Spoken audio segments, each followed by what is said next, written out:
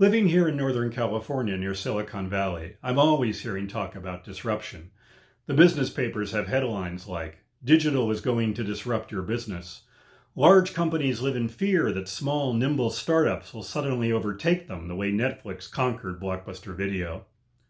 Nobody really likes disruption, but sometimes it's the only way organizations and individuals change and grow. In the Bible, we regularly encounter a God who is disruptive, often taking people away from the familiar and forcing them to cope with situations that are unexpected and challenging. Today's first reading from the book of Exodus seems like a straightforward story about God giving the people the Ten Commandments. But this only happens after Moses leads the people out of Egypt, away from everything they knew. Even though they had been slaves, many of them complained to Moses that it was better to live as a slave in Egypt than to die in the desert. Only in the desert, however, would they come to understand that everything they had, food, water, their very lives, was the gift of a gracious God. It was that God who offered them not merely a set of commandments, but a life-giving relationship. The Jesus we read about in today's gospel was more than a bit disruptive. Families had been coming to Jerusalem for generations and buying animals for sacrifice at a market inside the temple. It was certainly easier than bringing them from their home village.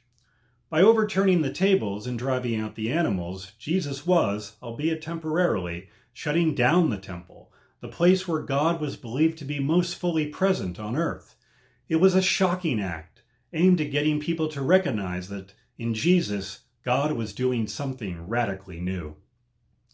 There is no question that the pandemic has disrupted our lives in so many ways. Families have lost loved ones and been unable to mourn them in the way they would wish. Parents are trying to do their jobs and help their kids with online school at the same time. Many of us have been working at home for a long time, and those that aren't are taking greater risks on our behalf.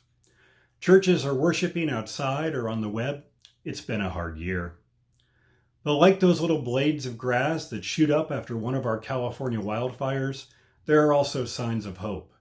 People are asking deeper questions about the meaning and purpose of their lives.